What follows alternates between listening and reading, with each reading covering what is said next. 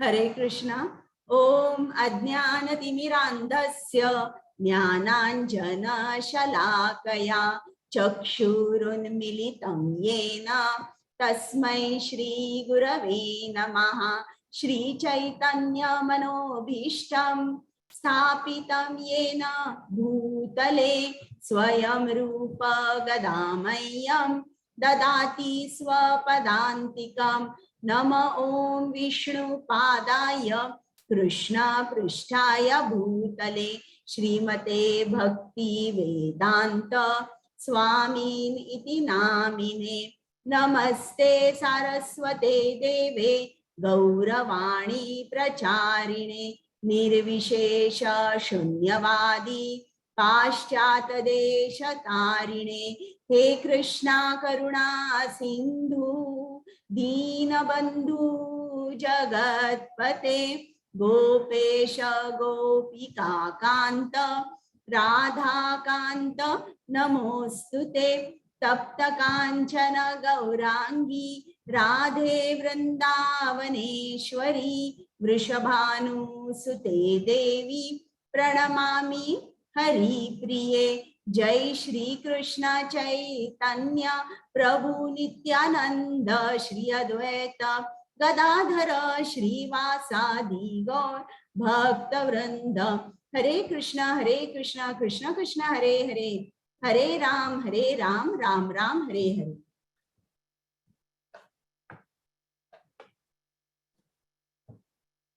आता चालू करूया आपण। प्रथम सर्वांचं स्वागत आहे। तुम्ही 7 वाजताच्या इंडियन स्टँडर्ड टाइम मराठीच्या वर्गामध्ये आहात आणि मी तुमची वर्ग नियंत्रक आहे। माझं नाव अन्वया वांगणकर आहे आणि मी इस्कॉन मँगलोरशी गेले 2 वर्ष जुळीत आहे। आणि आज आपण अध्याय पहिला आणि श्रील प्रभुपादांबद्दल थोडं जाणून घेणार आहोत। पण त्या अगोदर आता भगवद्गीता म्हणजे काय आहे? श्रीमद भगवद्गीता म्हणजे आनंद घन षड ऐश्वर्याने परिपूर्ण चराचराने वंदन केलेल्या परम पुरुषोत्तम साक्षात भगवान श्रीकृष्णांची दिव्य वाणी आहे।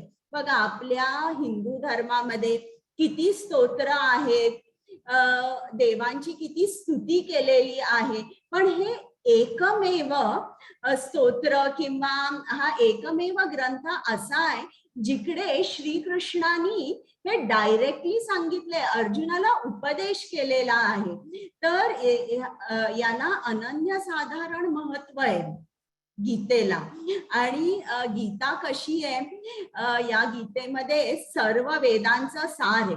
म्हणजे तुम्हाला आयुष्यभरात सगळी उपनिषद वेद हे वाचायला वेळ मिळणार नाही। तर अशाने काय करावं? गीता वाचावी, समजून घ्यावं आणि आचरण त्याप्रमाणे करावं। आता या मध्ये ही संस्कृत मध्ये आहे बरं का। आणि ही भाषा कशी आहे? सुंदर, सरळ, नादमय आहे। आणि याचा अभ्यास करून करून तुम्हाला आनंद तुमचा वृद्धंगित होणार आहे। तुम्हाला जास्त जास्त आनंद होणार आहे आणि नवनव रस जे आहेत ते चाखायला मिळणार आहे। आता ज्याप्रमाणे आपण एखादं पुस्तक असतं बरं का, आणि तिकडे असतं, त्या पुस्तकाच्या कव्हर पेजवर असतं किंवा पेपरामध्ये असतं की त्याच्या 10 मिलियन कॉपीज ज्या आहेत त्या विकल्या गेलेल्या आहेत। किंवा एखादा सिनेमा असतो की जो 2-2 वर्ष 5-5 वर्ष चालू राहतो। आणि आपण जेव्हा कुठल्याही सिनेमाबद्दल पुस्तकाबद्दल ऐकतो तेव्हा आपल्यामध्ये उत्सुकता होते की बाबा हा सिनेमा इतके वर्ष चाललेला आहे किंवा या पुस्तकाच्या 10,000 प्रत विकल्या गेल्या आहेत। तर या पुस्तकात काय आहे आपणही वाचूया। तर हे जे पुस्तक आहे भगवद्गीता, हे सुद्धा असंच आहे की हे 5,000 वर्षांपूर्वी, एक्झॅक्ट जी फिगर आहे 5,117 वर्षांपूर्वी कृष्णाने ही गीता अर्जुनाला सांगितली होती, जी आज सुद्धा आज सुद्धा ती व्हॅलिड आहे, आज सुद्धा आपण त्याचं आचरण करू शकतो. आणि या युगामध्ये सुद्धा आपल्याला असं दिसून येतं की 5000 वर्षांपूर्वी कृष्णाने जे जे सांगितलंय ते आज सुद्धा त्याचं आचरण मी केलं तर मी सुखी होईन, मी आनंदी होईन. मग आता ज्याप्रमाणे एखादं पुस्तक असतं किंवा सिनेमा असतो आणि त्याचं रेटिंग पेपरामध्ये असतं ना की 5 स्टार रेटिंग आहे की 3 स्टार 4 स्टार, तर त्याप्रमाणे हा जो ग्रंथ आहे तर या ग्रंथाची सुद्धा स्तुती सर्व देवदेवतांनी गायली आहे. ब्रह्म, वरुण, इंद्र, रुद्र, मरुद्गण, उपनिषदे, वेद ज्यांचे गायन करतात, जे योगी लोक ध्यानास्थ होऊन अंतःकरणात ज्यांचे दर्शन करतात आणि देवदेवांना ज्याचा अंत लागत नाही, अशा श्रीकृष्णांची दिव्य वाणी आपण आता श्रवण करूया. मग श्रवण करण्या अगोदर आपली मानसिकता काय पाहिजे? ज्याप्रमाणे भक्त श्रेष्ठ अर्जुन हा होता, त्यांनी पूर्ण कान देऊन गीता ऐकली. एक शब्द जर त्याला समजला नाही तर तिकडे अर्जुनाने श्रीकृष्णाला प्रश्न विचारले, परत परत त्या गोष्टी सांगायला सांगितल्या. तर त्याचप्रमाणे आपण सुद्धा कान देऊन ऐकलं पाहिजे. तुम्हाला समजलं नाही तर तुम्ही संकोच न करता मला प्रश्न करा आणि श्रद्धा आणि भक्तीपूर्वक आपण गीतेचं श्रवण केलं पाहिजे. श्रवण झाल्यानंतर मनन आणि अध्ययन. एकदा ऐकून काही गीता समजत नाही. ज्याप्रमाणे लहान मुलं शाळेत असताना पाढे शिकतात, एकदा वाचून काही पाढे पाठ होत नाही, पण त्यांना एकसारखं आपल्याला ते करवून घ्यावं लागतं. आणि एकदा पाठ झालं की ते फाउंडेशन इतकं स्ट्रॉंग होतं की त्याच्यावर ते कुठलंही गणित सोडवू शकतात. तर त्याचप्रमाणे गीता श्रवण झाल्यावर त्याचं मनन आणि अध्ययन हे रोज झालं पाहिजे. हा, तर आता भगवद्गीतेमध्ये अनेक मधुर आणि आश्चर्यकारक वचने आहेत आणि ही जी वचने आहेत ही श्री कृष्णाच्या मुखातून आलेली आहेत आणि ती अक्षरशः शेवटच्या अक्षरापर्यंत कृष्ण जे काय आपल्याला सांगणार आहेत ते सत्य आहे. आता कुमुद माताजींना मी एकच 6.40 हा श्लोक वाचायला सांगते आणि पल्लवी माताजी अनुवाद वाचतील. हरे कृष्ण माताजी, मी वाचते. 6.40. येस माताजी, धन्यवाद.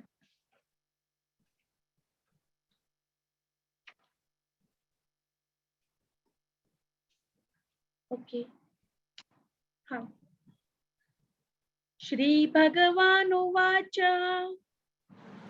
पार्थ नैवेह नामुत्र विनाशस्तस्य विद्यते नहि कल्याणकृत कश्चित् दुर्गतिं तात गच्छति.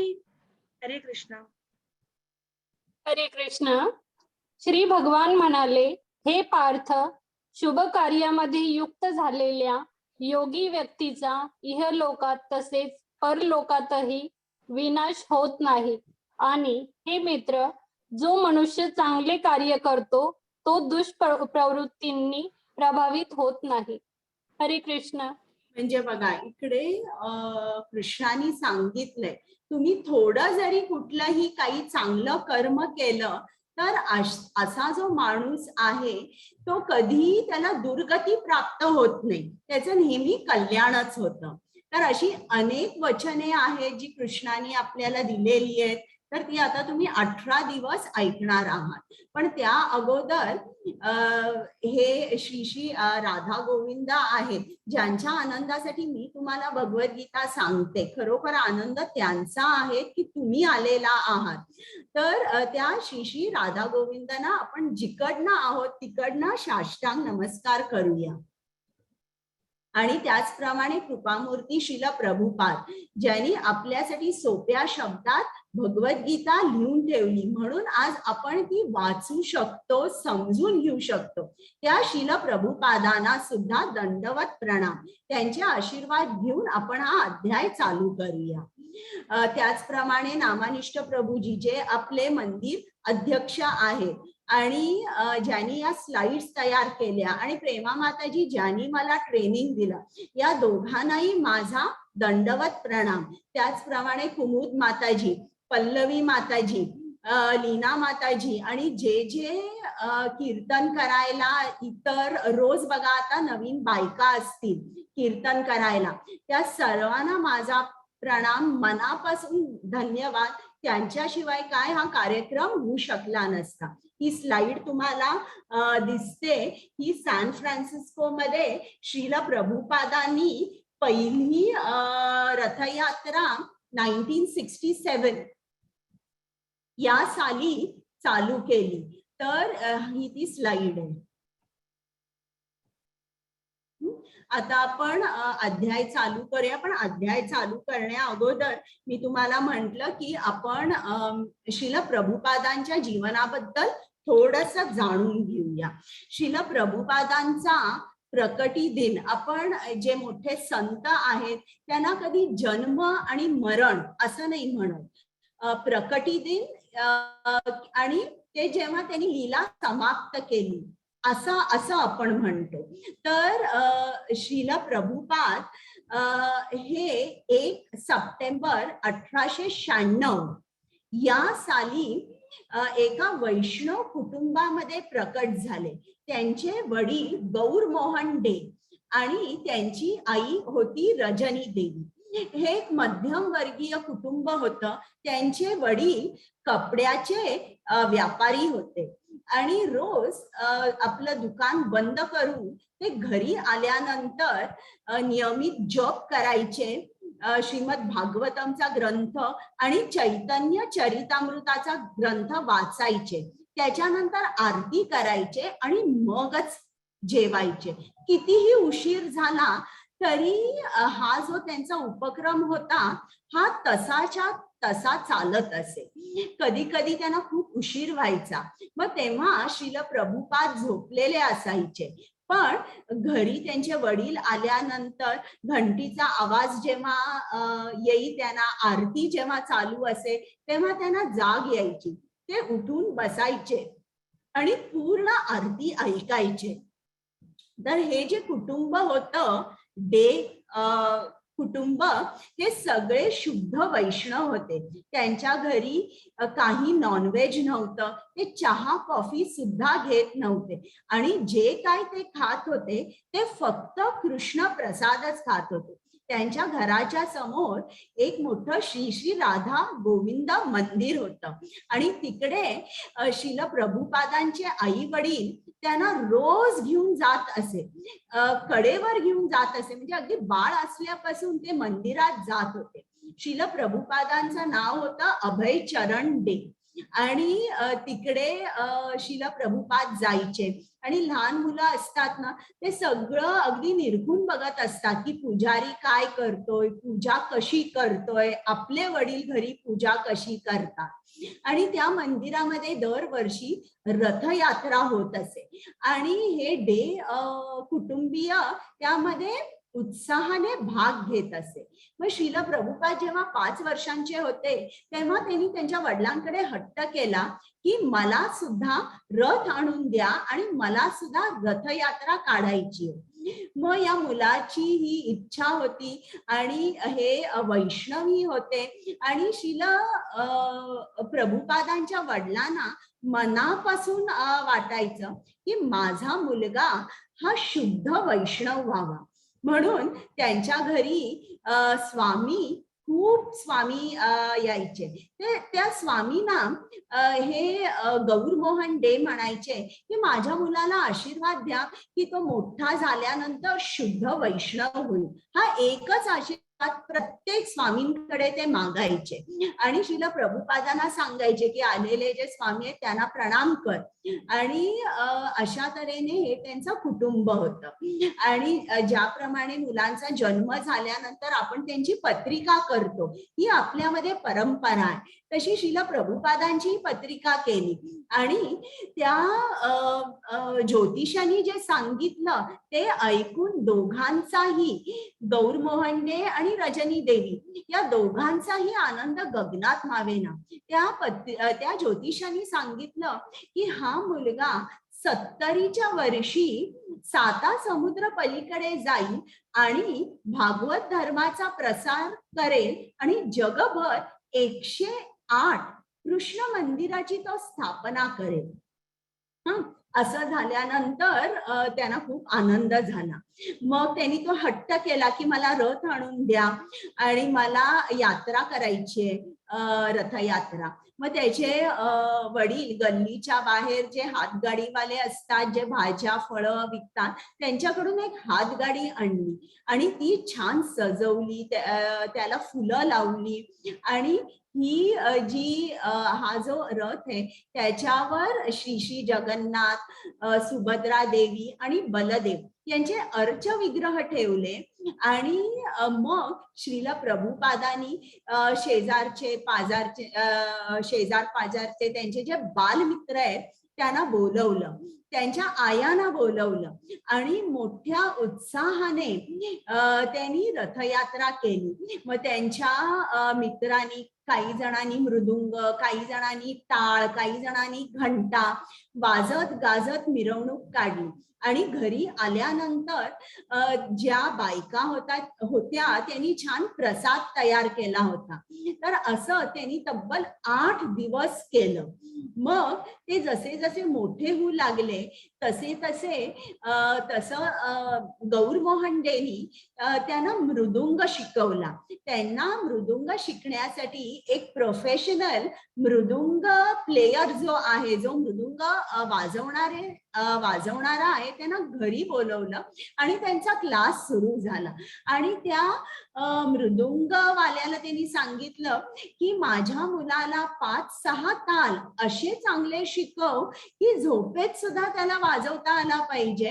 आणि ज्यानी तो कीर्तन करू शकेल किंवा भजन म्हणू शकेल असे जे कॉमन किंवा जे प्रचलित जे ताल आहेत असे शिकव.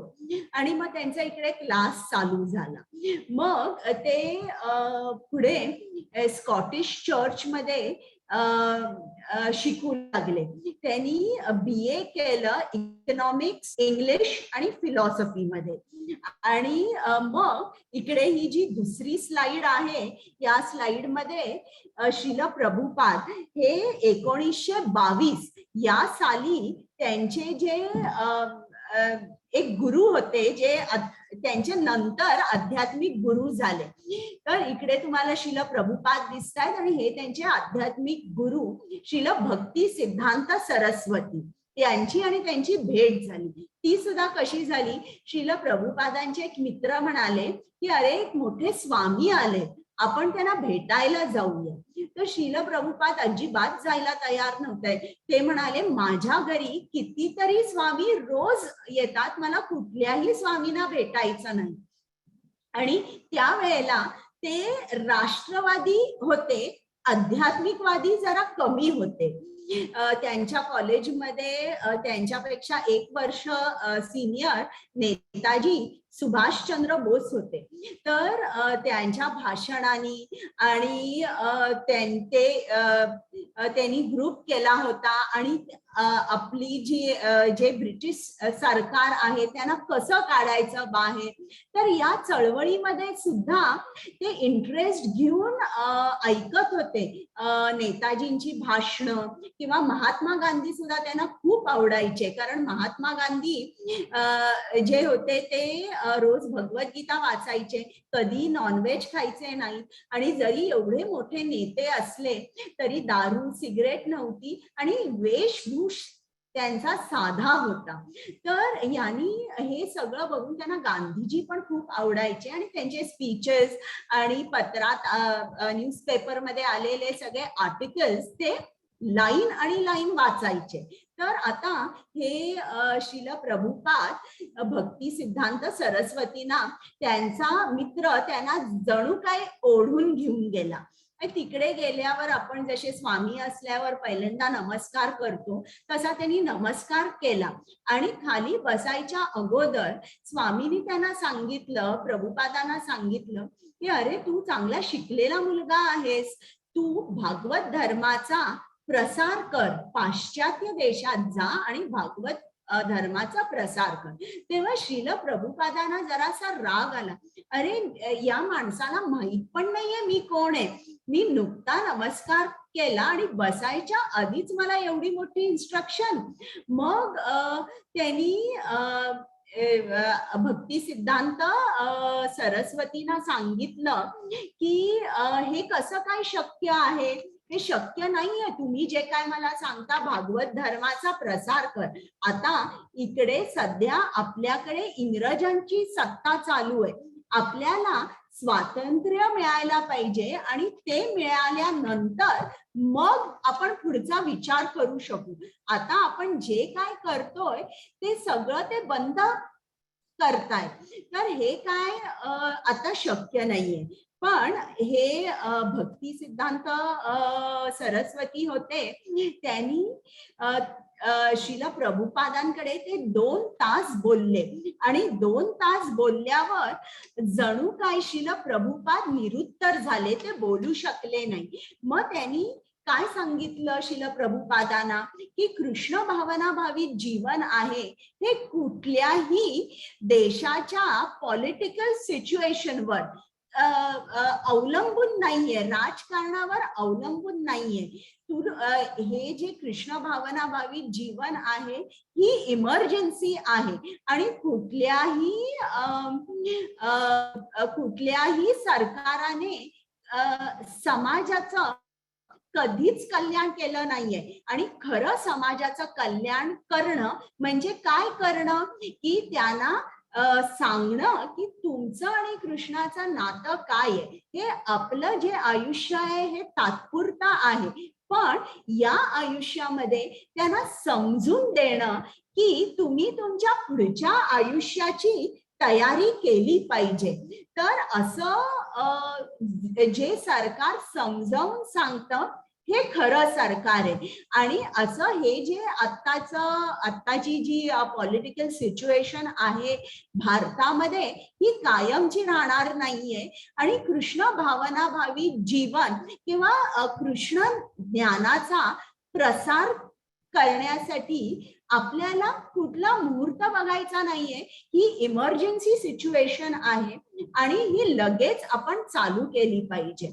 आणि हे त्यांनी भगवद्गीतेमधले काही श्लोक आहेत ते कोट केले आणि त्याचा अर्थ समजावून, गहन अर्थ समजावून सांगितल्यावर श्रील प्रभुपादांच्या मनामध्ये रूपांतर झालं आणि ते जेव्हा आश्रमातून बाहेर पडले तेव्हा ते राष्ट्रवादी जे होते ते कमी झाले त्यांच्यामधले. म्हणजे तुम्ही असं म्हणू शकाल की ते जे नॅशनलिस्ट होते इकडनं जेव्हा ते बाहेर पडले तेव्हा ते पूर्ण आध्यात्मिक झाले आणि त्यांनी घरी विचार केला की हो या स्वामीजींनी मला काय सांगितलं हे एकदम बरोबर आहे. आणि मग ते आश्रमात जाऊ लागले, त्यांच्या मठात जाऊ लागले, त्यांची पुस्तकं वाचू लागले, प्रवचन ऐकू लागले, इतर जे या गुरूंचे शिष्य आहेत त्यांच्या बरोबर मिसळू लागले, जेणेकरून या गुरूंचे विचार काय आहेत हे त्यांना पूर्ण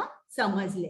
आणि मग जवळजवळ 11-12 वर्षांनी 1933 या साली त्यांनी प्रभुपादांनी दीक्षा घेतली. म्हणजे हे त्यांना गुरु भेटल्यानंतर लगेच त्यांनी दीक्षा घेतली नाही, त्यांची पुस्तकं वाचली, त्यांचे विचार काय आहेत हे जाणल्यावर त्यांनी दीक्षा घेतली. आणि मग हे जेव्हा केव्हा जात होते मठामध्ये तेव्हा ही एकच गोष्ट त्यांना भक्ती सिद्धांत सरस्वती सांगायचे, तू प्रचार कर. मग त्यांनी असा विचार केला, ठीक आहे मी प्रचार करेन. तर पहिल्यांदा आता पाश्चात्य देशात जायला पैसे सुद्धा नव्हते. मग मी झांसीमध्ये पहिला त्यांनी प्रचार केला. तुम्हाला ही स्लाइड दिसते, ही झांसीची आहे. तिकडे त्यांनी प्रवचन केलं, लोकांना खूप आवडलं, पण तरी त्यांना प्रतिसाद मिळाला नाही. कोणी त्यांच्याकडे परत आले नाही की तुम्ही आणि आम्हाला एक प्रवचन द्या. त्यांनी ऐकलं, एका कानातून ऐकलं, दुसऱ्या कानातून सोडलं. मग श्रील प्रभुपादाने 1959 मध्ये संन्यास घेतला आणि ते कलकत्त्याहून वृंदावन मध्ये त्यांचं स्थलांतर झालं आणि तिकडे श्री श्री राधा दामोदर मंदिरामध्ये ते राहू लागले आणि तिकडे त्यांनी अनुवाद चालू केला. श्रील प्रभुपादांनी सांगितलं, त्यांना त्यांचे वडील अत्यंत प्रिय होते. ते म्हणाले की सगळं जे काय वैष्णव सदाचार आहे हे मी माझ्या वडिलांकडून शिकलो. आणि पण एक गोष्ट मला माझ्या गुरुनी शिकवली, जी माझ्या वडिलांनी शिकवली नाही, आणि ती म्हणजे की तू पुस्तकं लिही, तू अनुवाद कर, या पुस्तकांमधलं जे ज्ञान आहे त्या ज्ञानाचा प्रसार कर. हे जे त्यांनी गुरूंचा आदेश होता तो त्यांनी पाळला. मग तिकडे वृंदावनामध्ये श्री श्री राधा दामोदर मंदिरात राहून त्यांनी अनुवाद चालू केला आणि मग त्यांनी पहिलं मॅगझिन छापलं, बॅक टू गॉड हेड. आणि हे मॅगझिन छापल्यानंतर त्याचं पूर्ण एडिटिंग, प्रूफ रिडिंग, इतकंच काय तर डिस्ट्रीब्युशन सुद्धा त्यांनी केलं. आणि त्या संदर्भात त्यांना एकसारखं दिल्लीला यावं लागत होतं. तर ही प्रिंटिंग प्रेस आहेत आणि हे त्या प्रिंटिंग प्रेसचे मालक आहे. आणि सगळं मॅगझिन तयार झाल्यानंतर ते हॉटेलमध्ये जायचे. तेव्हा बघा ती इराण्यांची हॉटेल होती जिकडे चहा वगैरे मिळायचा. प्रत्येक जणांना ते सांगत असे की तुम्ही हे माझं मॅगझिन वाचा, या कृष्णाने काय सांगितलंय याच्यावर मनन करा. जणू काही ते सांगत होते, तुम्ही वाचाल तर वाचाल. तर अशा तऱ्हेने स्वतः ते बुक डिस्ट्रीब्युशन करत होते आणि लोकांपर्यंत ज्ञान पोचवत होते.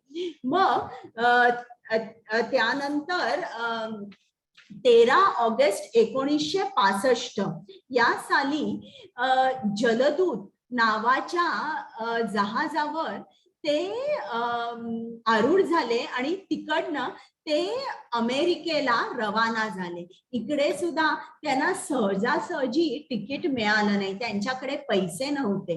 तर सिंधिया शिपिंग कंपनीच्या ज्या ओनर आहेत, ज्या मालकीणबाई होत्या, सुमती मुरारी, यांच्याकडे यांनी विनवणी केली की मला तुम्ही तुमच्या शिपवरून अमेरिकेला पाठवाल का. आणि मग त्यांनी विचारलं की काय तुम्हाला कशाला जायचंय, तुमचं वय काय. तर हे 69-70 वर्षाचे होते.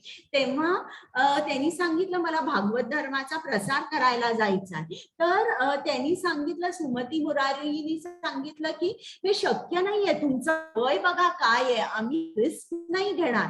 पण तरीही त्यांनी परत जाऊन परत विनवणी केली आणि त्यांना सांगितलं, पटवून सांगितलं की याचं महत्व काय आहे, मला कृष्ण ज्ञानाचा प्रसार करायचा. मग ते रवाना झाले. त्यांच्या खिशामध्ये फक्त 40 रुपये होते आणि 2 ट्रंका होत्या. त्यांच्या एका ट्रंकामध्ये सगळी जी त्यांनी पुस्तकांचा जो अनुवाद केला होता ती पुस्तकं होती आणि एकामध्ये काही त्यांचे कपडे तर थोडेच होते, पण मृदुंग होता त्यांच्या बरोबर. त्यांचा जो राईस कुकर आहे ज्याच्यात ते त्यांचं अन्न शिजवत असे तो होता. आणि अशा तऱ्हेने ते रवाना झाले. आणि हा प्रवास बघा त्यांना किती खडतर होता. त्यांना अमेरिकेला पोहोचेपर्यंत या जहाजावर त्यांना 2 हार्ट अटॅक्स आले. 2 हार्ट अटॅक्स आले तरी ते डळमळले नाही. त्यांचा निर्धार कायम होता की माझ्या गुरुनी जे मला सांगितलंय ते मी करणारच.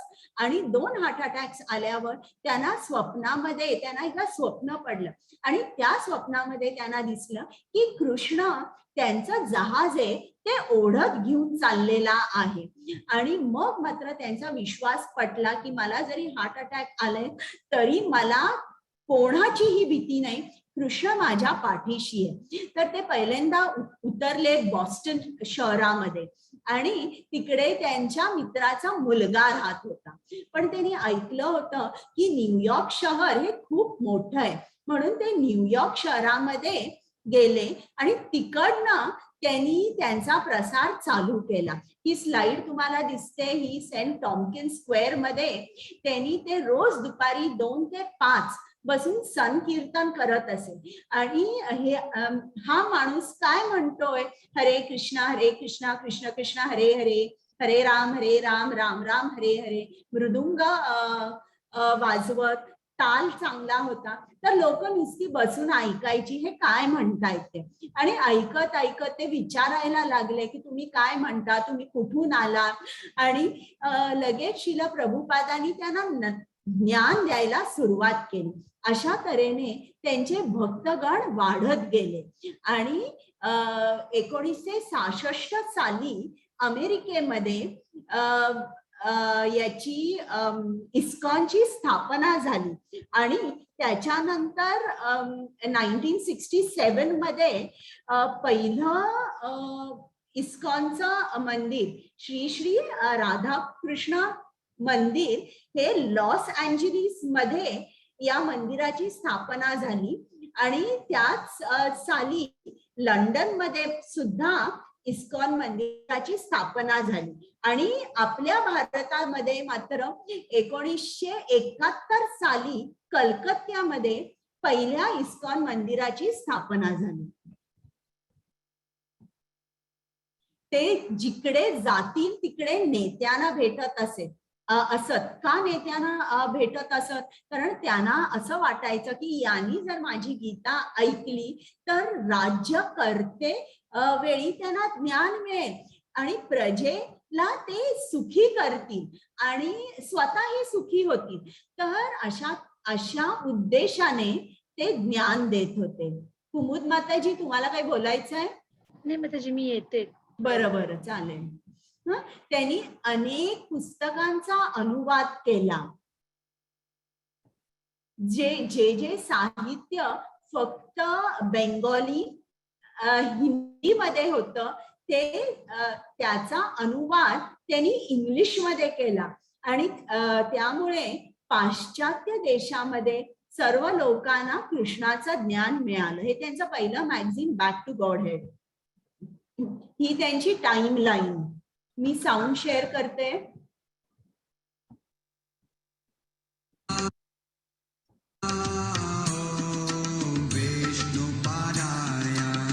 कृष्णा पृष्ठाया भूतले श्रीमते भक्ति वेदांत स्वामी इति नामिने नमः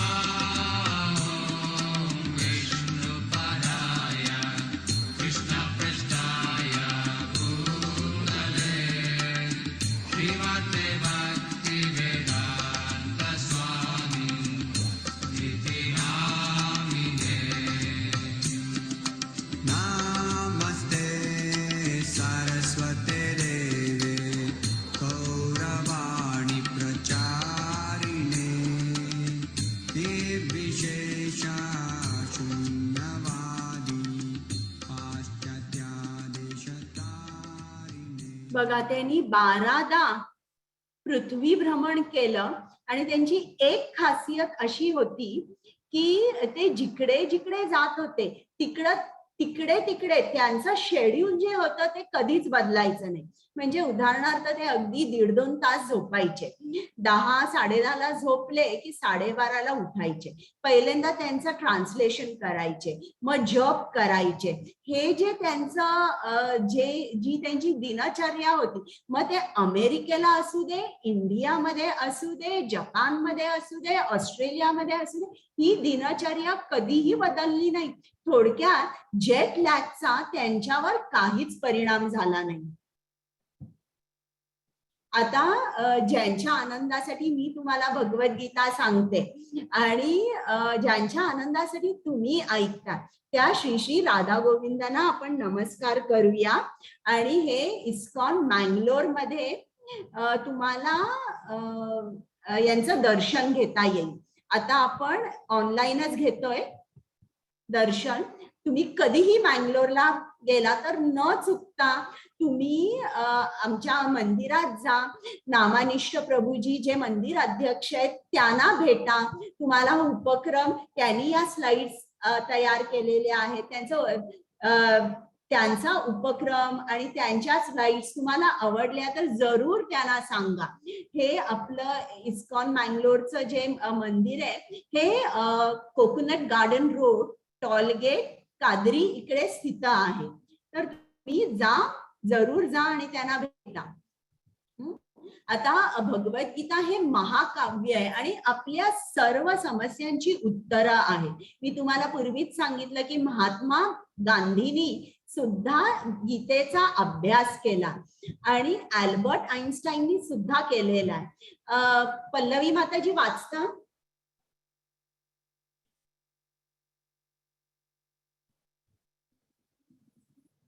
हरे कृष्ण माताजी. हरे कृष्ण.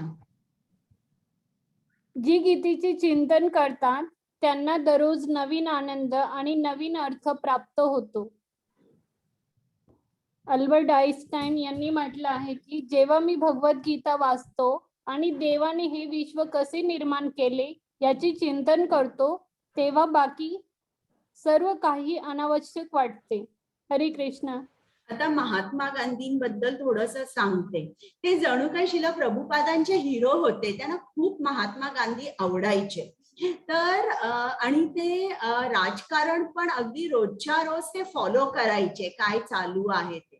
तर भारताला स्वातंत्र्य मिळाल्यानंतर सुद्धा हिंदू मुसलमानांची दंगल झाली आणि त्या दंगलीमध्ये एक पार्टी हिंदू, एक मुस्लिम.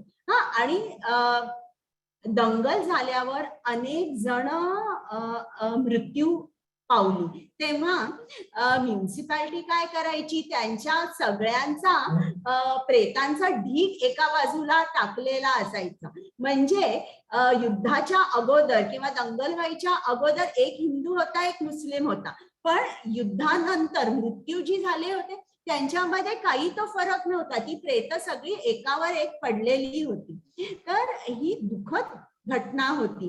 तर हे सगळं बघितल्यावर श्रील प्रभुपादांना खूप वाईट वाटलं आणि त्यांनी 7 डिसेंबर 1947 या साली त्यांनी एक छान मोठं पत्र लिहिलं महात्मा गांधींना.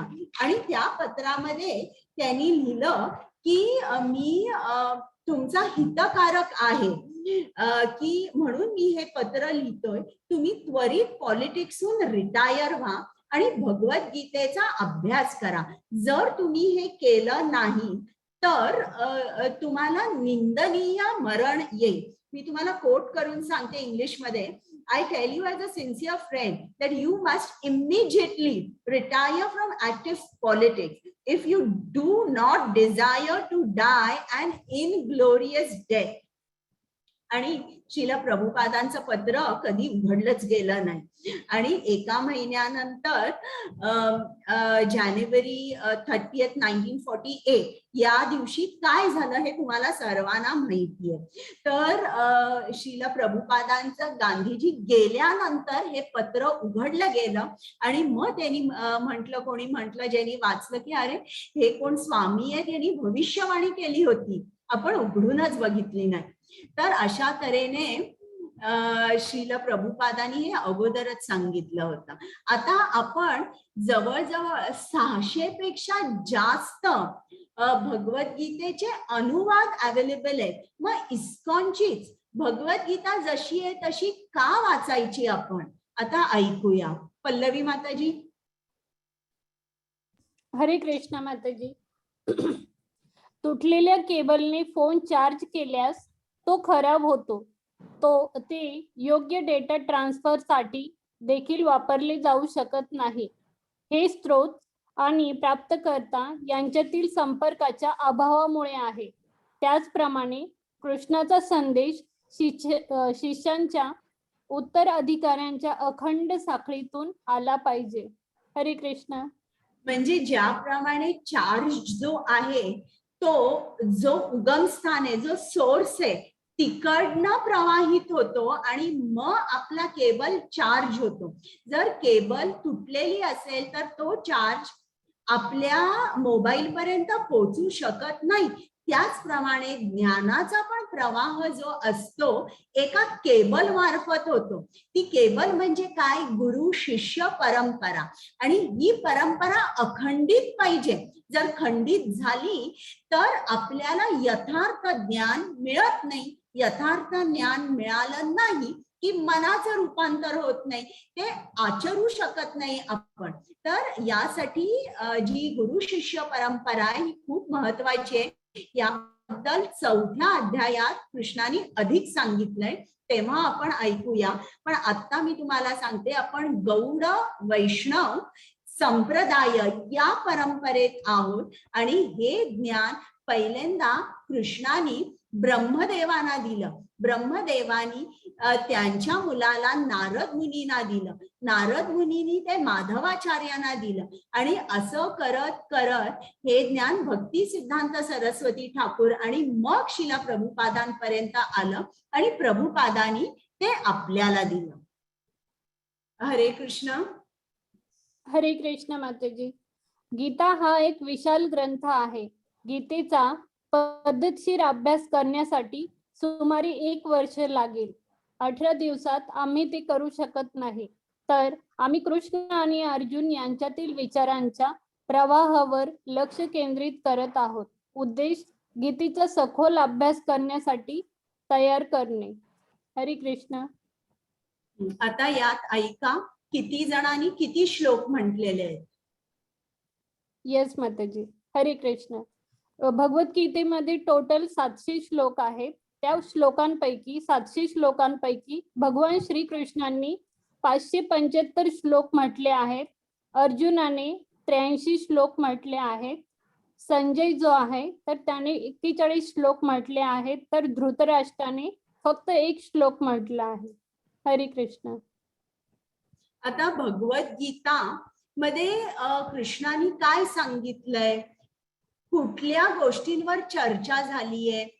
5 गोष्टींवर चर्चा केलीये. ईश्वर, जीव, प्रकृती, काळ आणि कर्म. आता आपण हे एक एक अगदी थोडक्यात बघूया. ईश्वर म्हणजे कोण? जीव म्हणजे कोण? प्रकृती म्हणजे काय? आता हे जे पहिले 4 आहेत हे नित्य आहेत आणि कर्म जे आहे हे टेम्पररी किंवा अनित्य आहे.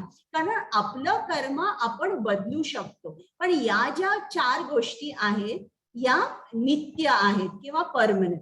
तर ईश्वर, आपल्या हिंदू धर्मामध्ये कितीतरी देव आहेत. मग कृष्णाचाच जप का करायचा आपण? कृष्ण कोण आहे? कृष्ण ईश्वर आहे का? तो ईश्वर असेल तर तो का ईश्वर आहे हे सांगितलेलं आहे. मग त्याच्यानंतर प्रकृती. प्रकृती म्हणजे काय? जी आपल्या बद्ध जीवांवर ती त्रिगुणात्मक शक्ती जी आहे, जिला आपण प्रकृती म्हणतो, ती काम करत असते. ज्याप्रमाणे गुरुत्वाकर्षण आपल्याला दिसत नाही आणि त्याचा परिणाम दिसतो, अगदी तद्वत आपल्याला ही जी प्रकृती आहे ही दिसत नाही, हे गुण दिसत नाही, त्याचे आपल्यावर झालेले परिणाम दिसतात. ती आपल्यावर कार्य कसं करते याच्यावर श्रीकृष्णाने आपल्याला सांगितलेलं आहे 14व्या अध्यायात. जीव. जीव म्हणजे काय? फक्त मनुष्य नाही तर सर्व प्राणी आणि देव देवता हे सुद्धा जीव आहेत. हे 7व्या अध्यायामध्ये डिटेलमध्ये कृष्णाने सांगितलंय. काळ, काळ म्हणजे काय? काळ म्हणजे कृष्णाचा एक भक्त आहे आणि तो जे अभक्त आहे त्यांचा तो नाश करतो आणि जे भक्त आहे त्या भक्तांसाठी काळ हा मदत करत असतो. कर्म, कर्म म्हणजे काय? तुम्ही कुठलंही कार्य केलं, कुठलंही कार्य केल्यावर जेव्हा तुम्हाला एक भौतिक शरीर मिळतं त्याला कर्म म्हणतात. आता इकडे बघा एक माणूस दाखवलाय, हा परस्त्री सुखाच्या पाठीमागे. त्याचं पुढचं शरीर तयार होतंय, त्याला कुठलं शरीर मिळणार आहे? कुत्र्याचं. एक माणूस आहे, तो काहीही खातोय, असल्या माणसाला पुढचं शरीर एका डुकराचं शरीर त्याला मिळणार आहे. एक माणूस आहे, तो खूप दान धर्म करतोय, त्याला दिव्य शरीर मिळणार आहे आणि तो स्वर्गामध्ये आनंदाचा उपभोग घेणार आहे. एक भक्त आहे की जो जे काही कर्म करतोय ते फक्त कृष्णासाठी करतोय, कृष्णाची भक्ती करतोय, त्याला कृष्णाची प्राप्ती होणार आहे आणि तो गोलोक वृंदावन जे कृष्णाचं धाम आहे तिकडे तो जाणार आहे. तर जेव्हा आपण कुठलंही कार्य करतो आणि आपल्याला ते परिणाम रूपी भौतिक शरीर मिळतं त्याला कर्म म्हणतात. हरे कृष्ण. हरे कृष्ण माताजी. भगवद्गीतेची पार्श्वभूमी. अर्जुनाचा भ्रमनिरास आणि भ्रमाची स्वरूप ही कृष्णाची मांडणी समजली पाहिजे. अर्जुनाचा गोंधळ नसता तर त्याला सोडवण्यासाठी कृष्णाला भगवद्गीता बोलण्याची गरज उरली नसती. अर्जुन हा भगवद्गीतेचा प्रथम श्रोता असला तरी तो सर्वांच्या हितासाठी आहे. हरे कृष्ण. आता बघा, अर्जुन जो कृष्णाचा परम भक्त होता, प्रिय सखा होता, असं शक्य आहे का की तो भ्रमित झालेला आहे? नाही. पण हे जे अर्जुनाचा भ्रमनिरास होता ही कृष्णाची योजना होती, कारण त्याला भ्रमित करून त्याच्याद्वारे हे ज्ञान कृष्णाला आपल्या सर्वांना द्यायचं होतं. आता अर्जुन म्हणाला कृष्णाला की मला युद्ध करायचं नाही, तो भ्रमित झाला होता आणि त्यांनी सांगितलं की हा जो माझा रथ आहे हा दोन्ही सेनेच्या मधोमध घेऊन, आणि त्यांनी कौरव सेनेचं निरीक्षण केलं आणि मग तो म्हणाला मी युद्ध करणार नाही. आणि एकदम आता हा एवढा मोठा योद्धा ऐन वेळेला युद्धभूमीवर म्हणतोय मी युद्ध करणार नाही. मग कृष्णाने त्याला नीट समजावून सांगितलं आणि ते जे कृष्ण बोलला त्याला आपण भगवद्गीता म्हणतो. प्रत्येक प्रवास एका पायरीने सुरू होतो. तर तुमच्या सर्वांचं स्वागत आहे. आता गीता महात्म्य मी चालू करते, ऐका. अथ गीता महात्म्या.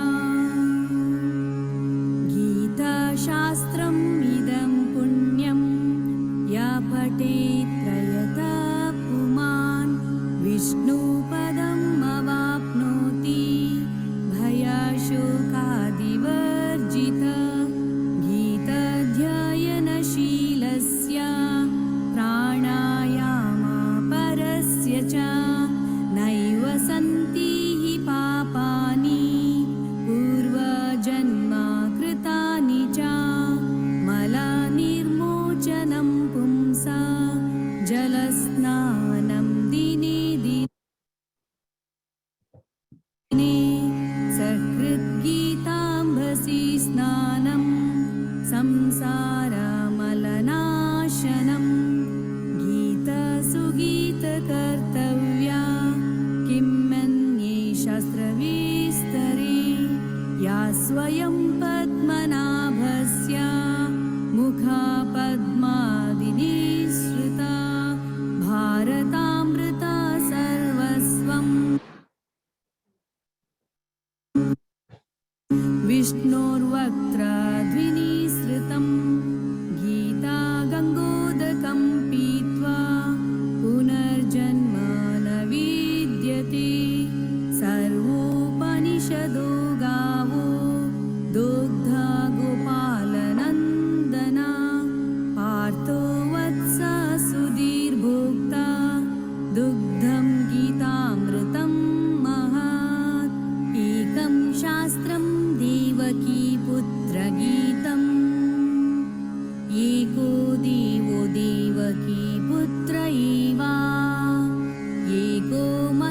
सर्वस्तस्य नामानि यानि कर्मापीकं तस्य देवस्य सेवा.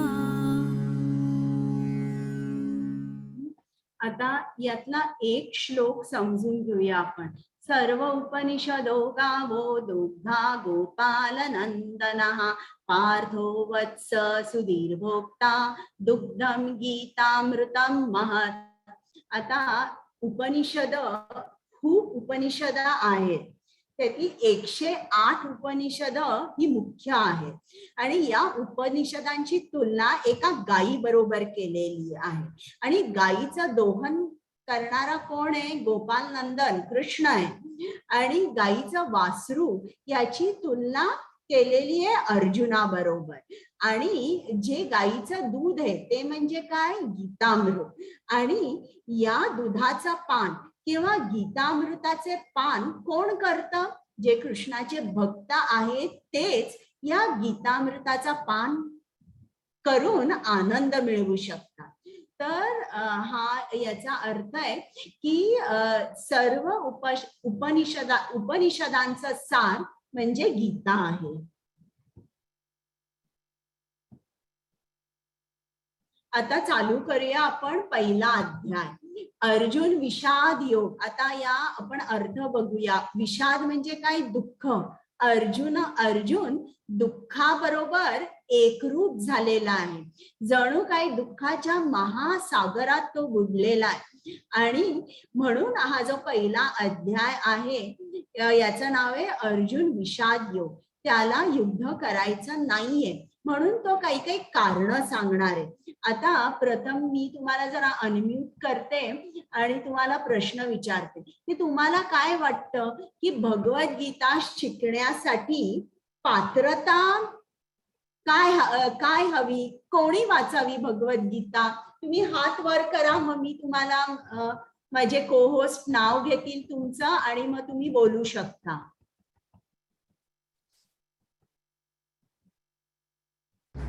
कृष्ण माताजी, मला को होस्ट कराल का?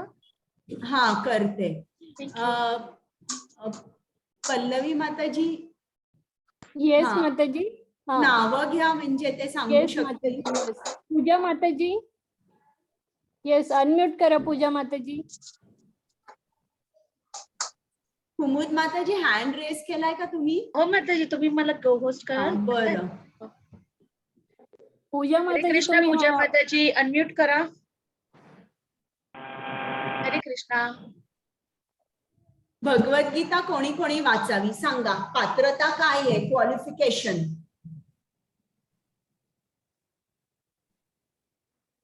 बोला. ज्याला वाचते त्या कोणी पण ते वाचन करू शकते. बरं. आणि कोणाला काही सांगायचं आहे? 1+ हरे कृष्ण माताजी. बोला. माताजी, ज्यांना आपल्या धर्माबद्दल प्रेम आहे, ज्यांना आपल्या देवी देवतांबद्दल समजून घ्यायचं आहे, त्यांनी भागवतगीता वाचावी. बरं, छान उत्तर आहे. तृप्ती माताजी. हा, जय श्री कृष्ण. माझ्या मते ज्यांना कोणाला आयुष्यात असे मोठे प्रश्न पडलेले आहेत, म्हणजे काही गोष्टी ज्यांना समजत नाही आहे, तर आपल्या भगवद्गीतेमध्ये प्रत्येक प्रश्नाचे उत्तर आपल्याला मिळणार आहे. तर अशा लोकांनी भगवद्गीता जरूर वाचावी. आणि जी लहान मुलं आहेत, म्हणजे जे आता टीनेजर, तर त्यांनी सुद्धा या गोष्टी भगवद्गीता जरूर वाचावी, जेणेकरून त्यांच्या जीवनाला एक योग्य मार्गदर्शन मिळेल. बरं. आता ज्यांनी उत्तरं दिली आहेत त्यांनी तुमचे हात खाली करा, इतरांनी वरच ठेवा, कारण आणि पुढे मी प्रश्न विचारणार आहे. तर उत्तरं सगळी बरोबर आहे, पण नेमकं उत्तर म्हणजे काय? जो जीवात्मा जन्म मृत्यू जरा व्याधी या चक्रातून चाललेला आहे तो वेल क्वालिफाईड आहे भगवद्गीता वाचण्यासाठी, असं आपल्याला श्रील प्रभुपादांनी सांगितलेलं. आता आपण पुढे जाऊया. हात वर करा, तुम्ही हात वरच ठेवा, कारण मी आता तुम्हाला प्रश्न विचारणार आहे. आता इकडे तुम्हाला 3 चेहरे दिसतात. मला कोण सांगू शकेल? आता सुकृता माताजी, हे कोण आहेत सांगू शकाल का तुम्ही? अनम्यूट करा.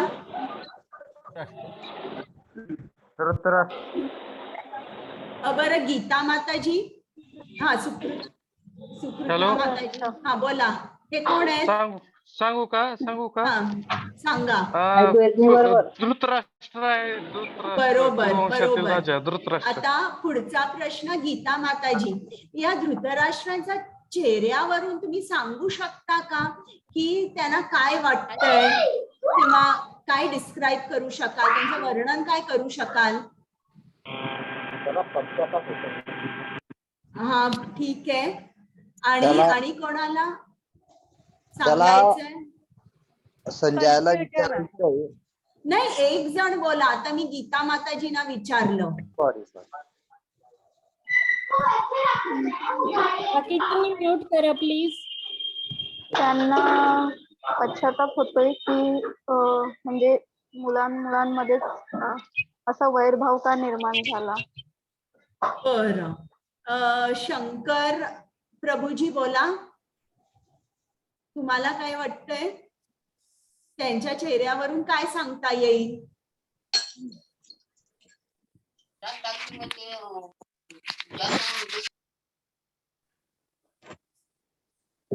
बरं. त्याच्या पुढे A30. पटापट उत्तर द्या, आपल्याला क्लास घ्यायचा आहे अजून. A30 बोला. राष्ट्र हतोत्साहित दिसतात. कसे दिसतात? म्हणजे त्यांचा सगळा उत्साह मावळलेला आहे. हा म्हणजे चिंता दिसते ना. हा चिंता दिसते आणि रणक्षेत्रात काळजीत आहेत. वर्णन त्यांनी ऐकलं संजयच्या तोंडून. ते ऐकून त्यांना एकदम सगळं अवसान त्यांचं गळून गेलेलं आहे. बरोबर आहे बरोबर आहे. छान उत्तर दिलं तुम्ही. त्यांच्या चेहऱ्यावर चिंता दिसते की आता काय होणार आहे. बरं हात तुम्ही वर ठेवा. ज्यांनी उत्तरं दिली आहेत त्यांनी खाली करा. आता ही जी मधली स्लाइड आहे हा कोण आहे? आता कोणी? अशुभय प्रभूजी अर्जुन. कोण आहे? अर्जुन. बरोबर अर्जुन. मग आता पुढे अनुजा माताजी. मला अर्जुनाच्या चेहऱ्यावरून काय वाटतंय तुम्हाला? अर्जुन चिंतेत पडलाय की दोन्ही बाजूला आपलीच माणसं आहेत, तर युद्ध कोणाशी करावं. बरं. दिलीप प्रभूजी बोला. तुम्हाला काय वाटतंय अर्जुनाकडे बघून? अर्जुनाला जय श्रीकृष्ण. अर्जुनाला फक्त एकच गोष्टी चिंता होती की समोर त्याचे 100 बंधू होते, शेकडो बंधू त्याचे होते आणि मरणारे आणि मरणारा. त्याला ईश्वराने एकच सांगितलं होतं भगवान श्रीकृष्णाने की या धर्तीवर या युद्धात जो कोणी मरणार आहे तो मीच असणार आहे हे शेवटला सांगितलं होतं. पण अगोदरपासून त्याला ही गोष्ट सुरुवातीपासून माहिती होती की जो काही महाभारतामध्ये प्रकार घडणार आहे त्याच्यामध्ये सर्व प्रकारचं म्हणजे दुःख व्याभिचार वगैरे काही जरी असेल तर तो फक्त श्रीकृष्णांच्या. चालेल चालेल. विजय माली प्रभूजी बोला. अर्जुन जे आहे ते द्विधा मनस्थितीत अडकलेले आहेत आणि आपण हे काय करून बसलो. हा काय युद्धाचा निर्णय घेतला आपण चुकीचा. कारण आपण जरी युद्ध जरी केलं तरी आपल्या हाती काय लागणार आहे शेवटी. बरोबर आहे बरोबर आहे. त्याला दुःख होत आहे त्याचे स्वजन बघून. यांना कसं मारू त्याच्यामुळे तो दुःखी झाला. आणि आता हा कोण आहे? कल्याण पाटील प्रभूजी सांगा. ही खालची जी. हा बोला. हा कोण आहे? त्याला अर्जुनाला दुःख होतंय, तो द्विधा मनस्थितीत आहे की. हो पण मी तुम्हाला विचारलं ही स्लाइड कोणाची आहे? खाली हा माणूस दिसतोय ना डोळे मोठे. हो हो हो. तो कोण आहे? मला वाटतं कर्णाचा फोटो असावा तो. बरं. शिल्पन प्रभूजी की माताजी कोण आहे? दुर्योधन. दुर्योधन. आता ज्यांनी उत्तरं दिली त्यांनी हात खाली करा. इतरांना मी प्रश्न विचारणार आहे. आपला व्हिडिओ दिसत नाही. मी पण दिसायला पाहिजे ना तिथे. आता कुमुद माताजी वाचता. येस माताजी. हरे कृष्णा. धृतराष्ट्र उवाच धर्मक्षेत्रे कुरुक्षेत्रे समवेतायुयुत्सवः मामका पांडवाश्चैव किम अकुरुत संजय. हरे कृष्णा. आता हरे कृष्ण. हा नाही आता हे बघा, हे जे कुरुक्षेत्र जी युद्धभूमी होती, या कुरुक्षेत्राला धर्मक्षेत्र असंही म्हटलंय. का? कारण हे कुरुक्षेत्र ही अतिशय पावन जागा होती, पावन क्षेत्र होतं. त्या क्षेत्रावर लाखो वर्ष साधूंनी, मुनीनी, ऋषीनी ध्यान केलं होतं, होम हवन, दान धर्म केला होता, जप केला होता, आणि जी जी काही पुण्य कर्मे होती ती सर्व केली होती. त्यामुळे ती भूमी जी होती, कुरुक्षेत्राची भूमी, ती पावन झाली होती आणि त्याचं नाव पडलं होतं धर्मक्षेत्र. आणि धृतराष्ट्राला असं वाटलं की या धर्मक्षेत्रावर ही एवढी पावन भूमी आहे की पांडव युद्ध करू शकतील का?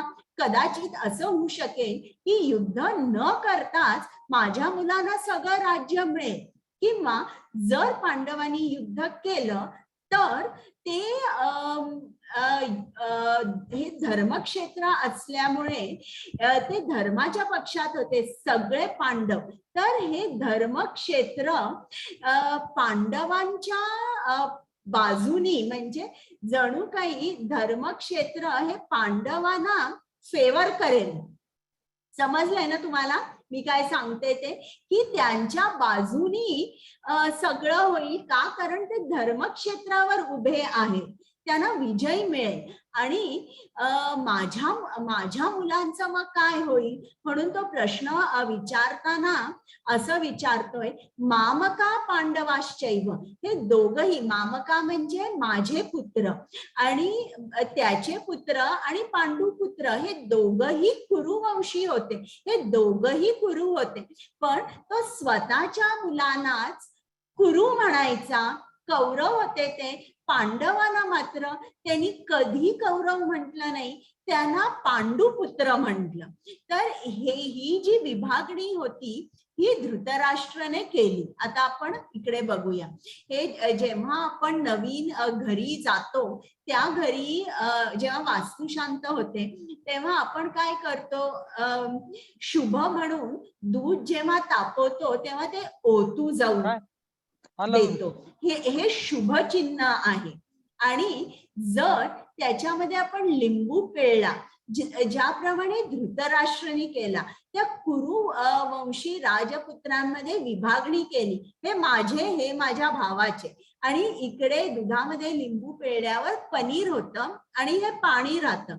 आणि त्या पनीराचे जर मी रसगुल्ले केले आणि तुम्हाला दिले आणि तुम्हाला विचारलं या रसगुल्ल्याचं तुम्ही काय केलं, तर हा प्रश्न अगदी मूर्ख प्रश्न आहे की तुम्ही काय केलं. रसगुल्ले जेव्हा एखाद्या माणसाला आपण देतो तो निश्चितच खाणार, असा त्याचा प्रश्न होता. किंवा अकुर्वत म्हणजे काय केलं त्यांनी युद्धभूमीवर. आता पल्लवी माताजी वाचा. हरे कृष्ण माताजी. हे आचार्य, तुमचा बुद्धिमान शिष्य द्रुपद पुत्र याने कौशल्याने रचलेली ही विशाल पांडव सेना पहा. हरे कृष्ण. आता हे तुम्ही सांगितलं दुर्योधन. मला दुर्योधनाच्या चेहऱ्यावरून काय तुम्ही सांगाल की तो कसा आहे? त्याच्या चेहऱ्यावरून तुम्हाला काय दिसतं योगेश प्रभूजी?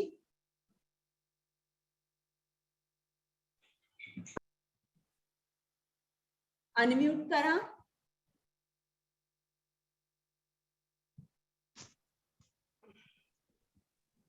बरं, करता येत नाहीये का? अप्पो. हा बोला योगेश प्रभूजी. याच्या चेहऱ्यावरून तुम्ही काय सांगू शकता?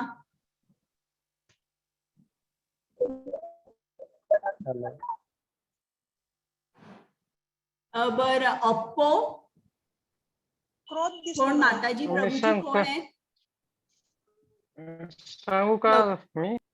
काय? बरं, अप्पो बोला. क्रोध दिसतोय, क्रोध. बरोबर, क्रोध दिसतोय. आणि अनुराधा माताजी, तुम्हाला काही सांगायचं आहे?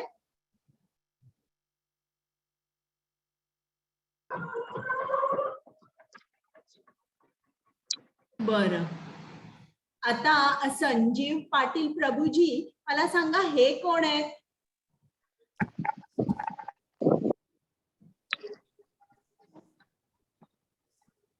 ते जे पिक्चर आहे तुम्ही झूम करू शकता, स्क्रीन मोठी करू शकता तुम्ही.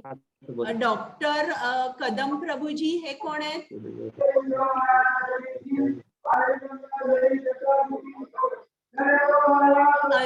अरुणा माताजी, उत्तर. बरं, शिवाजी प्रभूजी सांगा हे कोण आहेत? हात कसं करायचं? भीष्म पितामह आहेत ते, भीष्म पितामह. राखी माताजी कोण आहे? भीष्म पितामह. बरं, आणि कोण सांगू शकेल? अजित सिंग पवार प्रभूजी. द्रोणाचार्य. द्रोणाचार्य बरोबर आहे. तर आता इकडे सर्वांना म्यूट करता का? येस माताजी, तुम्ही अनम्यूट होऊन द्या माताजी. तर आता इकडे बघा, हा द्रोणाचार्य ताव्या ताव्याने आलाय, रागाने बोलतोय द्रोणाचार्यांकडे की बघा, हे पांडू पुत्र आहेत, हे जे पांडव आहे त्यांच्या सेनेची व्यूहरचना बघा. आणि ही व्यूहरचना कोणी केली आहे? तुमचा बुद्धिमान शिष्य द्रुपद पुत्र दृष्टद्युम्न यांनी केलेली आहे. जणू काय तो या आचार्यांना सांगतोय की तुम्ही शिकवलेली विद्या, युद्धनीती आता तुमच्या उलटच तुमचा शिष्य वापरतोय. तर अशा तऱ्हेने रागाने तो सांगतोय, कारण ते पांडव सेनेची व्यूहरचना बघून दुर्योधन घाबरलाय. त्यांनी यांना वनवासात पाठवलं होतं. वनवासातून आल्या आल्या त्यांनी हे युद्ध झालं आणि या युद्धामध्ये एवढी सुंदर व्यूहरचना हे बघून दुर्योधन घाबरला होता आणि तो आपल्या गुरूंकडे रागारागाने येऊन बोलला. आता द्रुपद जो होता आणि द्रोणाचार्य या दोघांचंही वैर होतं. त्यामुळे द्रुपदाने यज्ञ केला होता आणि त्यांनी यासाठी यज्ञ केला होता की मला असा पुत्र दे जो पुत्र द्रोणाचार्याचा वध करेल. आणि खरोखरच यज्ञातून त्याला एक पुत्र आणि एक कन्या प्रकट झाले. तो पुत्र दृष्टद्युम्न होता आणि ती कन्या द्रौपदी होती. आणि हे द्रोणाचार्याला माहित होतं. तर जेव्हा दृष्टद्युम्न द्रोणाचार्याकडे युद्धनीती शिकण्यासाठी आला, द्रोणाचार्यांनी त्याला नाकारलं नाही, कारण द्रोणाचार्य ब्राह्मण होता. विद्या देणं हे ब्राह्मणाचं कर्तव्य आहे आणि त्यांनी त्याच्या कर्तव्याचं पालन केलं. तर इकडे रागारागाने येऊन दुर्योधन असं आपल्या गुरूंकडे बोलला. बघा, त्याचे डोळे बघा केवढे मोठे आहेत आणि आपल्या गुरूंकडे कसा तो बोलतोय. तेच जेव्हा युद्ध सुरू व्हायच्या अगोदर, आरंभाच्या अगोदर अर्जुनाने 5 बाण द्रोणाचार्यांच्या चरणांपाशी मारले आणि जणू काय त्यांनी बाणांनी आपल्या गुरूंना प्रणाम केला. तो नतमस्तक झाला अर्जुन आणि मगच त्यांनी युद्धाचा प्रारंभ केला.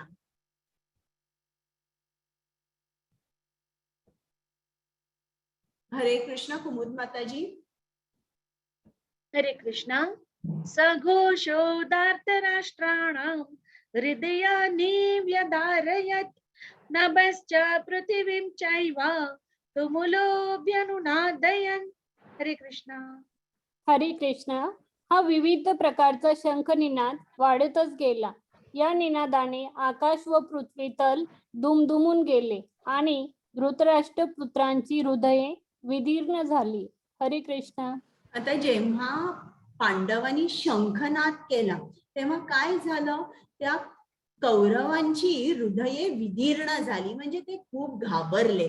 आता तुम्ही मला सांगा की एका रस्त्यावर बरीच माणसं चालली आहे आणि त्याच्यामध्ये एक चोर पण आहे आणि त्याला दिसलं की एक पोलिसाची गाडी येत आहे आणि पोलिसाच्या गाडीचा सायरन ऐकू आला, तर तो चोर काय करेल किंवा त्याला काय वाटेल? सरला शिंदे माताजी बोला.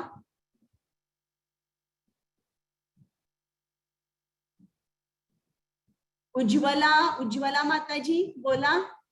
माताजी थांबा, त्यांना अनम्यूट होण्याचं option बरं, मी केलंय अनम्यूट त्यांना. ओके माताजी बोला. सरला माताजी अनम्यूट करता येतंय.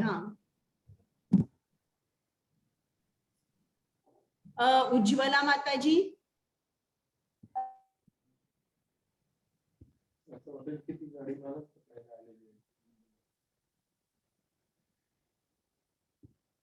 सरला माताजी बोला.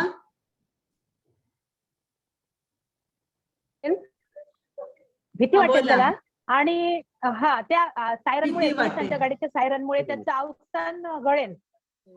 आणि त्या बरं, उज्ज्वला माताजी मला सांगा की फक्त त्या चोरालाच भीती वाटेल की इतर जी माणसं चालली आहेत त्यांनाही भीती वाटेल?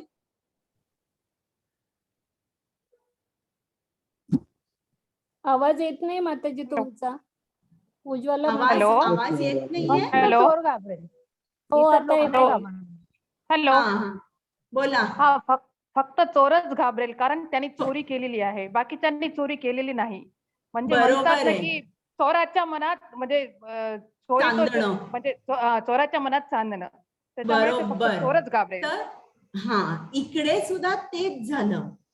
कौरव जे होते ते अधर्माच्या पक्षात होते आणि त्याच्यामुळे त्यांनी शंखनाद ऐकूनच ते अत्यंत भयभीत झाले आणि म्हणतात ना, a battle lost in the mind can never be won on the field. म्हणजे मनामध्ये जेव्हा तुम्ही हरता तेव्हा तुम्ही युद्धभूमीवर तुम्ही जिंकूच शकत नाही.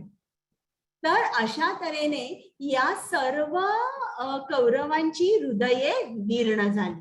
आता पुढे आपण बघूया. इकडे आता पांडव युद्ध जिंकणार आहे, तर याची काही शुभ चिन्हे अगोदरच दिसत होती. तर ती शुभ चिन्हे कोणती हे तुम्ही नीट ऐका, कारण तुम्हाला क्विज मध्ये हा प्रश्न नक्की असतो. तर आता इकडे बघा, 9 चिन्हे जी आहेत, या 9 चिन्हांमुळे आपण सांगू शकतो की पांडव युद्ध जिंकणार. हे युद्ध झालं, हे धर्मक्षेत्रावर झालं. अर्जुनाचा हा जो रथ होता, हा अग्निदेवानी त्याला हा दिव्य रथ प्रदान केला होता आणि या रथाला आशीर्वाद होता की याच्यावर असणारा योद्धा नेहमी विजयी होईल. हा जणू काही विजय रथ होता. कपिध्वज, कपी म्हणजे माकड.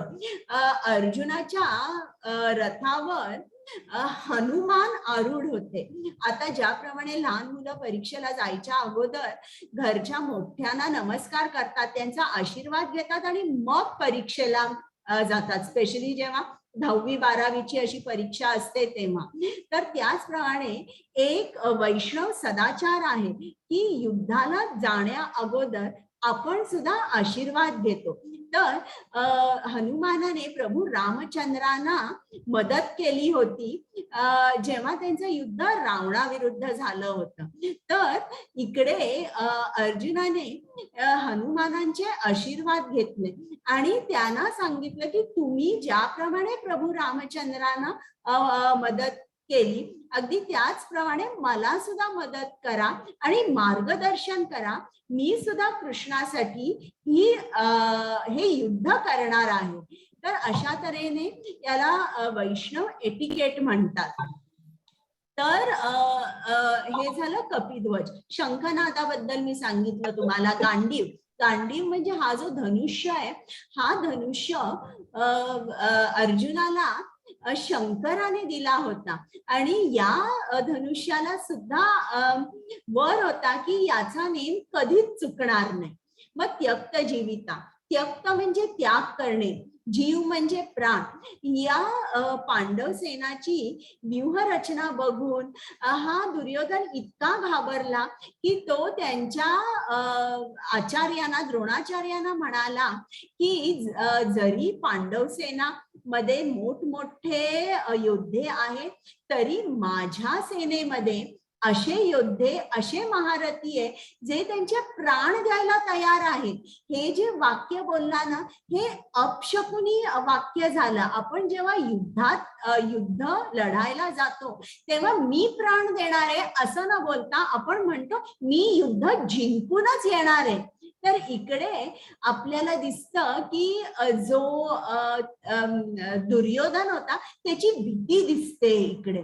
आणि मोक्षदा एकादशी, ही एकादशी ज्या दिवशी युद्ध झालं तो दिवस एकादशीचा होता, जो शुभ दिन मानला गेला आहे. जिकडे जिकडे कृष्ण असतो तिकडे तिकडे भाग्य देणारी लक्ष्मी ही नेहमी कृष्णाबरोबर असते. आणि जिकडे जिकडे स्वतः श्रीकृष्ण आहे तिकडे तिकडे नेहमी विजय असतो.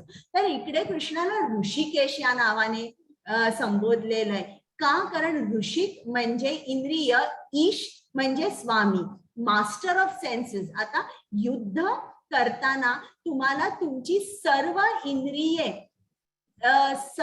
इंद्रिये कशी लागतात? एकदम अलर्ट लागतात, एकदम संयमित लागतात, एकदम एकाग्र लागतात. कॉन्सन्ट्रेशन पॉवर युद्ध करताना जबरदस्त लागतं. कारण 1 सेकंद इकडे तिकडे झाला म्हणजे तुम्ही समजा की बाण लागलाच. तर स्वतः जेव्हा इंद्रियांचा स्वामी हा अर्जुना बरोबर आहे, तर अर्जुनाची इंद्रिय अगदी एकाग्र आणि फोकस राहणार आहे. आणि हे निश्चितच त्याला त्याच्या इंद्रियांमुळे विजय मिळणार आहे. तर ही 9 चिन्हे झाली ज्यांनी आपल्याला समजतं ही शुभ चिन्हे की विजय हा पांडवांचाच होणार आहे. तर आता आपण हा अध्याय झालाय. आता बघा, अर्जुनाने कारण सांगितली मी युद्ध का करणार नाही. पहिलं कारण करुणा. हे माझे स्वजन आहेत, माझे गुरु आहेत, माझे आजोबा आहेत, माझे बंधू आहेत, यांना मी कसं मारू, हे पहिलं कारण. दुसरं कारण आनंद नाही. तो अर्जुन म्हणाला की अरे या सर्वांना मारलं तर कोणी उरणारच नाही माझं कौतुक करायला. आपल्याला आनंद म्हणजे आता समजा जर लहान मुलांना प्राइज मिळालं, मोठ्यांना अवॉर्ड मिळालं तर आपण सुद्धा आनंद सेलिब्रेट करतो. आपण पार्टी देतो, लोकांना घरी जेवायला बोलवतो. तर इकडे अर्जुन म्हणाले मी जरी जिंकलो तरी माझा आनंद काही राहणारच नाही. कोण बोलताय का? मी बोलतेय. सगळे आता ना खूप आवाज होतोय. मी सगळ्यांना म्यूट करतेय. तुम्ही अनम्यूट करून घ्या स्वतःहून. बरं, हा आता अनम्यूट व्हा माताजी. हा आनंद नाही. आनंद नाही म्हणजे काय की सगळ्यांना जरी मी मारलं आणि युद्ध जिंकलो तर यात काय आनंद आहे? मी कोणाबरोबर सेलिब्रेट करू? मग तिसरं कारण की पाप, की या सर्व लोकांना मारणं म्हणजे एक पाप आहे. अर्जुना हे घोर कर्म मी करणार नाही. कौटुंबिक परंपरा म्हणजे या सर्व लोकांना जर मी मारलं तर घरामध्ये लहान मुलांना रूढी कोण शिकवणार आणि जे पूर्वज आहे त्यांचं श्राद्ध कोण करणार, तर्पण कोण करणार? तर असं जर झालं, कोणच कर्ते पुरुष उरले नाही तर हे जे पितर आहेत हे अतृप्त राहतील. अतृप्त झाल्यामुळे लोकांना अनेक त्रास होतील. आणि जर कर्ते पुरुष राहिलेच नाही तर घरच्या ज्या स्त्रिया आहेत त्यांचं रक्षण कोण करेल? समाजातली इतर माणसं त्यांचा फायदा घेतील आणि अवांछित लोकसंख्या निर्माण होईल आणि अशा तऱ्हेने सर्वत्र अधर्म पसरेल. हे त्याचं चौथं कारण होतं. आणि 5वं कारण म्हणजे चारी कारणांमुळे अर्जुन म्हणाला मी असमंजस आहे. काय चूक आहे, काय बरोबर आहे हे मला माहित नाही. तर आपला बघा, आपण सुद्धा कशाशी संबंध जोडू शकतो. आपल्याला सुद्धा कृष्णाकडे जायचंय, पण आपली सुद्धा हीच कारण आहेत का? आनंद नाही की नुसतं रोज हरे कृष्ण मंत्र म्हणण्यात आनंद आहे का? रोज जप करायला तुम्ही सांगता, बरं जपाबरोबर इतर पण आम्ही सांगतो की हॉटेलमधलं खाऊ नका, तुम्ही नॉनव्हेज खाऊ नका, ड्रिंक्स घेऊ नका, मग काय आनंद उरला आयुष्यात? असं आपण म्हणतो का? असं आपल्याला असं वाटतं का की आपण आपल्या मुलांचा, पती पत्नींचा, सासू सासऱ्यांचा, आई वडिलांचा आबाळ करतोय, त्यांच्याकडे लक्ष देत नाहीये? असं झाल्यामुळे असं करणं सुद्धा पाप आहे. मग आपल्याला असं वाटतं का, किंवा आपल्याला असं वाटतं का की आमच्याकडे ना आम्ही कधीच कृष्णाचा वगैरे जप करत नाही, केला तर थोडा करतो, पण आमच्याकडे गणपती असतो, दुर्गा असते, नवरात्र असते, आमच्या कुटुंबामध्ये ही परंपरा वर्षानुवर्ष चालू आहे. आणि आपण सुद्धा असमंजस होतो का की कुठल्या देवाची आपण नेमकी आराधना करावी, कुठला जप म्हणावा? तर आपली सुद्धा असतात काही काही कारण की ज्यामुळे आपण कृष्णाकडे जाऊ शकत नाही. हा नीट विचार करा तुम्ही.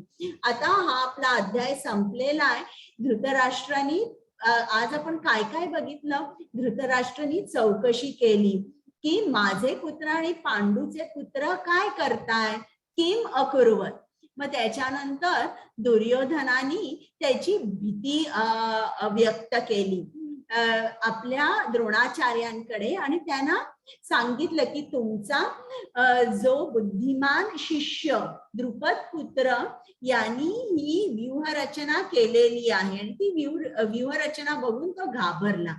मग शंखनाद झाल्यावर सगळे कौरव होते त्यांची हृदये विदीर्ण झाली. अर्जुनाने दोन्ही सेनेचे निरीक्षण केले तेव्हा तो अत्यंत भयभीत झाला. त्याचे हात पाय गार पडले, त्याचा धनुष्य त्याच्या हातून गळून पडला, तो खाली बसला आणि त्याच्या डोळ्यात पाणी आलं. तर या ज्या सगळ्या स्लाइड्स केलेल्या आहेत ना, या सर्व स्लाइड शिला प्रभुपादांच्या शिष्यांनी केलेल्या आहेत, आणि त्या भगवद्गीतेमध्ये जे सांगितलंय त्याच्यावर. दुसरा अध्याय पहिल्या श्लोक मध्ये अर्जुनाचं वर्णन करताना सांगितलेलं आहे अश्रुपूर्णा कुलेक्षणम, म्हणजे अश्रूनी भरलेले नेत्र आणि व्याकुळ झालेले नेत्र असं. आणि तसंच त्यांनी पेंटिंग केलेलं आहे आणि ही स्लाइड तशी तयार केलेली आहे. तर हे अर्जुन जो होता त्याचे हात पाय गार झाले होते आणि त्यांनी सांगितलं की मी युद्ध करणार नाही, आणि युद्ध न करण्याची त्यांनी कारणे सांगितली आणि मन मोकळं करून त्यांनी कृष्णाला सांगितलं की मी युद्ध का करणार नाहीये. आता हा आपला अध्याय झालेला आहे. तुमचे काही प्रश्न आहेत का? प्रश्न असतील त्यांनी हात वर करा. त्याची रेकॉर्डिंग स्टॉप कराल? हो, थँक्यू. It's okay.